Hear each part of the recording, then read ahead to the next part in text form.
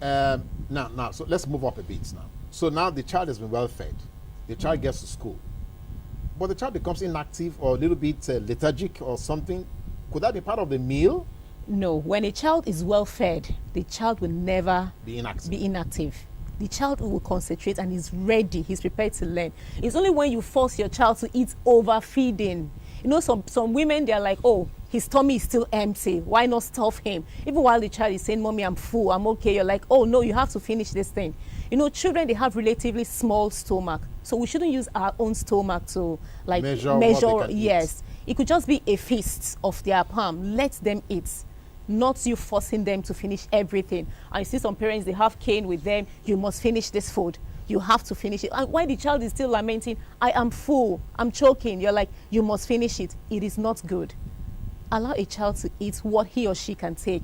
Then whenever he comes back again, you can give, yes. Well, yeah. I hope our parents, our mothers are watching and they're taking tips from what Edirin is saying, because that is very critical. Now, you also, identify the fact that this actually is the forte of women or mothers, because they are the ones who are, they are the homemakers. Yeah. Okay. So, how much of this do you think our women are conscious of? Because you have said if they don't live a healthy lifestyle, they are probably going to affect the life that their children are going to, begin to look at. So, how healthy do you think our women are living right now?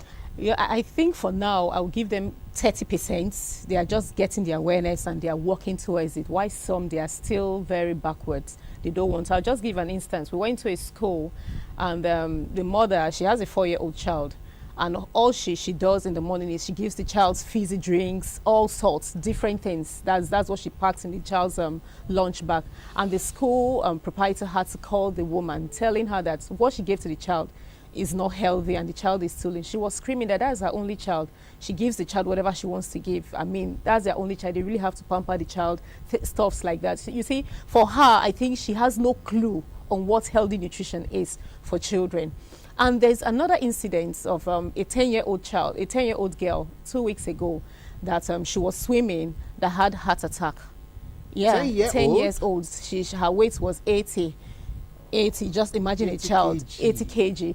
You know, it's not of her own will. It was to be that big. Yes, it's somebody that actually contributed to that. And who is that? It could be the mother or the father.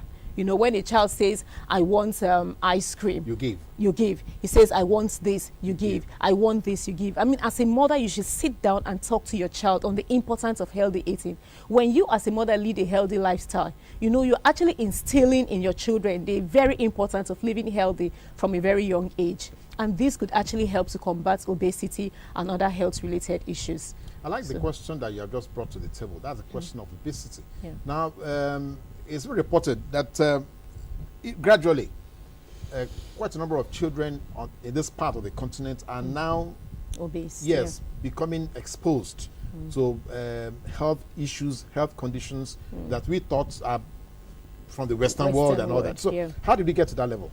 Yeah, like I said, is what we eat. They said death is in the pots. Is what we give to our children. No, say that again. Death is in the pots. Death is in the pots. Yeah, it's what we eat. You know, previously, while we were growing up, you know, we had to do a lot of activities, the house chores and all that. Go to the farm. But these days, children are not involved in physical activities. Even schools are gradually taking away PE from their curriculum. Yes, because we go to school, we see them. They don't, even when they have recess, they don't allow the children to go outside to play. They will stay in the classroom. They sit in the classroom, they take their snack. They're just there, passive, nothing. So when a child is not physically active and is not eating right, you know, that child will become overweight. And when we say overweight is when you take in more calories and you don't expend it. So you're just there. Increasing. Yeah, you're just there and it builds up as fat. There are so many issues now. I just hope that I will not become so pessimistic at the end of this program about the future of Nigerian children. Now, you have brought up the question of even the educational institution, the educational infrastructure that we're providing for them, for their learning, environment. So, you're an educationist. Yeah. So, you're saying the system has failed? Yeah, I would say to some extent, yeah. To some extent. Like, you see, like, especially in the private schools, they offer lunch to our children. nobody has ever gone round to check what they they're are giving. feeding them. Yes, because we've gone through some schools, we've been privileged to see their menu. You just have unhealthy food on their menu list. There's no fruits, no vegetables, nothing, and nobody is doing anything about that. And at home, children are not even getting proper meals also. So it's from really, both sides. From both sides, it's Yeah, really... you have disappointed them. Yes. Now, the Lagos State government has pioneered, one critical question about how to address the needs of Nigerian children. They've come up with the Children Acts, and they have actually stated laws that should govern how children are treated and all that. Don't you think we should make that politically actionable so that it can cut across the entire country? Yeah, it should. It should. I think it's not just, it shouldn't just be a Lagos State thing. It should cut across the nation.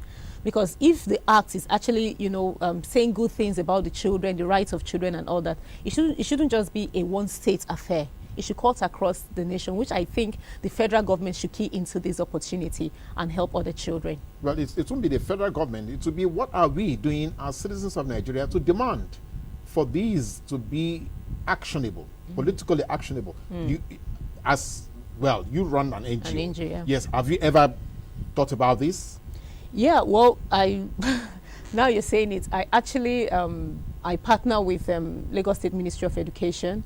So I have access to 200 schools in Lagos State, which we have been doing, just in Lagos State. And so it's afforded us the opportunity to see children that are undernourished, children that are obese. The obese children, basically, they're in the private schools, while the undernourished children are in the public schools. So you see... Edirin, that is a political statement. You are saying that the obese children are in private schools, basically, while the undernourished ones are in the public schools. It's a world apart.